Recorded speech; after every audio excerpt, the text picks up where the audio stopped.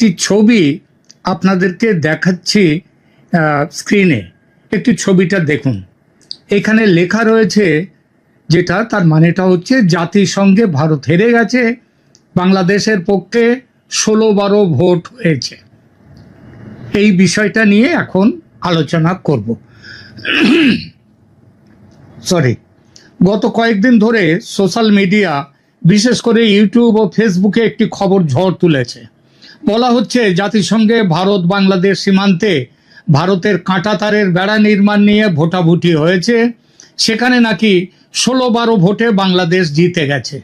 আরও বলা হচ্ছে জাতিসংঘ ভারতকে নির্দেশ দিয়েছে যে বাংলাদেশের সঙ্গে সমঝোতা না হওয়া পর্যন্ত সীমান্তে কাঁটাতারের বেড়া নির্মাণ বন্ধ রাখতে হবে। শুনতে অত্যন্ত বড় খবর। এমন খবর যদি সত্যি হয় তাহলে সেটা শুধু ভারত বাংলাদেশ সম্পর্ক নয়, সমগ্র দক্ষিণ এশিয়ার ভূ রাজনীতিতে একটা বড় ঘটনা হয়ে দাঁড়ায়। কিন্তু প্রশ্ন হচ্ছে, সত্যি কি এমন কিছু ঘটেছে? আর যদি না ঘটে থাকে তাহলে এই ধরনের খবর ছড়ানো হচ্ছে কেন এবং কারা ছড়াচ্ছে? আজ আমরা সেই বিষয়টি খতিয়ে দেখব।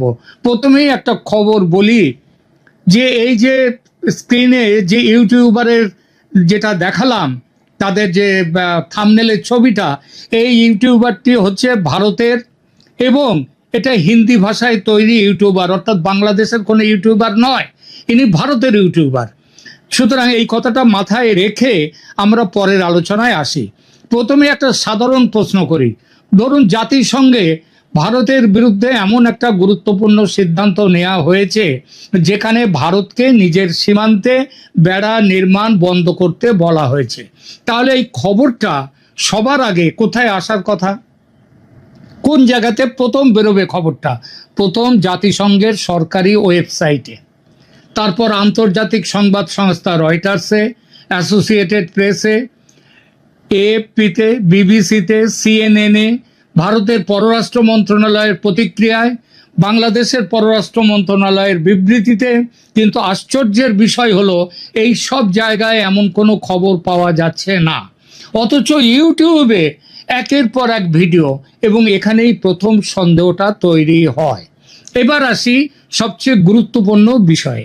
ভিডিওগুলোতে বলা হচ্ছে 16-12 ভোটে বাংলাদেশের পক্ষে সিদ্ধান্ত হয়েছে। কিসের সিদ্ধান্ত? বাংলাদেশ ভারতের কাঁটাতারের বেড়া নির্মাণে বিরোধিতা করছে, সেই বিষয়টা নিয়ে নাকি বাংলাদেশ গিয়েছে জাতিসংঘে এবং জাতিসংঘ তারপরে ভোট করেছেন। শুনতে ভালো লাগলেও একটু ভাবুন, জাতিসংঘের নিরাপত্তা পরিষদে সদস্য সংখ্যা মোট 15, সেখানে 16-12 ভোট হওয়ার প্রশ্নই ওঠে না। কারণ 16-12 ভোট হতে গেলে কমপক্ষে 28টি ভোট দরকার হয়, কিন্তু আছে তো সেখানে 15টা। আবার জাতিসংঘের সাধারণ পরিষদে সদস্য রাষ্ট্র হচ্ছে 193টা, সেখানে কোনো গুরুত্বপূর্ণ প্রস্তাব মাত্র 28টি ভোটে নিষ্পত্তি হওয়াটা অস্বাভাবিক নয়, অসম্ভব। কারণ 28 বাদ দিয়ে দিলে 165টি দেশ ভোটদানে বিরত ছিল, এমনটা হতে পারে না। তাহলে প্রশ্ন হচ্ছে, এই 16-12 ভোট কোথায় হলো? কোন কমিটিতে হলো? কোন সভায় হলো? কোন প্রস্তাবের উপরে হলো? প্রস্তাব নম্বর কত? কোন কোন দেশ বাংলাদেশের পক্ষে ভোট দিল? আর কোন দেশ ভারতের পক্ষেই বা ভোট দিল?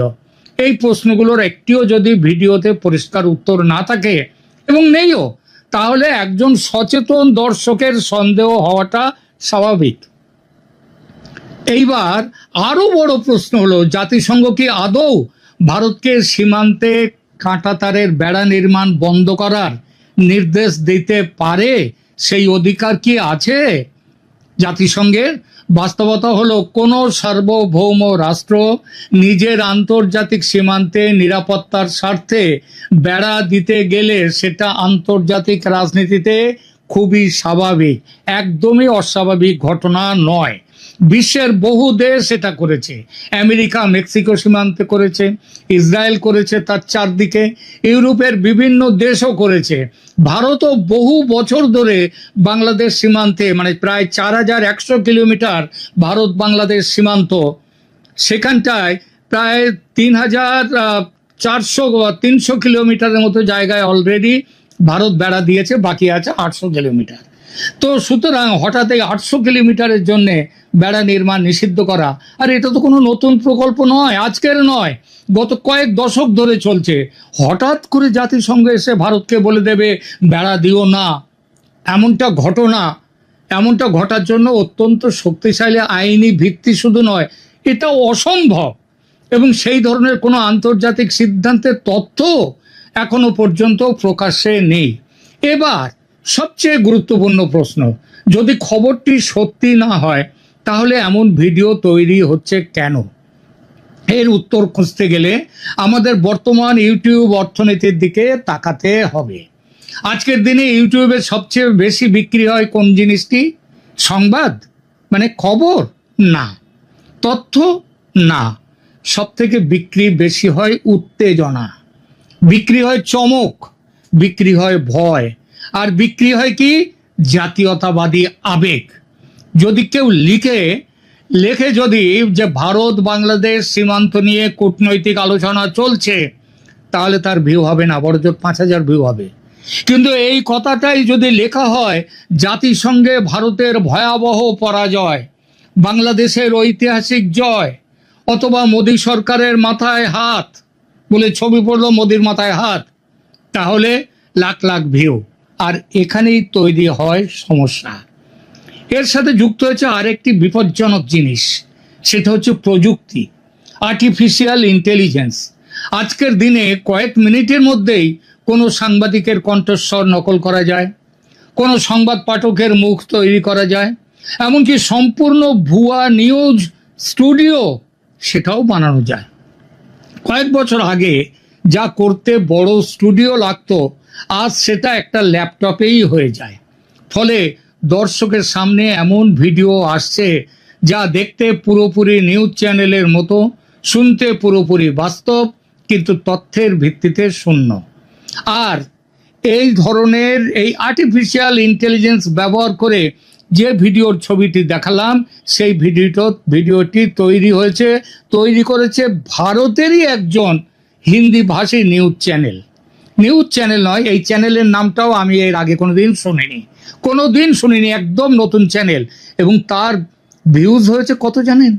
মাত্র কয়েক ঘন্টায় 2,72,000 ভিউজ অলরেডি হয়ে গেছে। সবচেয়ে উদ্বেগের বিষয় হলো অনেক সময় এই ভিডিওগুলো এমন ব্যক্তির নাম ব্যবহার করে, যেমন এখানেও ব্যবহার করেছে একজন অতি পরিচিত সাংবাদিকের নাম। সেই সাংবাদিক যেন সব বলছেন, যাদের এই সাংবাদিক হচ্ছে কিন্তু আবার জাতীয়তাবাদী সাংবাদিক। এদের দীর্ঘদিনের একটা বিশ্বাসযোগ্যতা রয়েছে। আর এটা থাকলে, এই সব মুখ ব্যবহার করলে দর্শক তখন ভাবেন, আরে এই মানুষটা তো খুব চেনা সাংবাদিক, উনি তো ভুয়া কথা বলবেন না। কিন্তু বাস্তবে দেখা যায় সাংবাদিক এই নামটাই জানেন না, সাংবাদিকের নাম ব্যবহার করা হয়েছে, কণ্ঠস্বর নকল করা হয়েছে, অথবা তার পুরনো বক্তব্য কেটে নতুন প্রসঙ্গ জুড়ে দেওয়া হয়েছে। এটাই এআই যুগের নতুন চ্যালেঞ্জ। তাহলে একজন সাধারণ দর্শক কিভাবে বুঝবেন?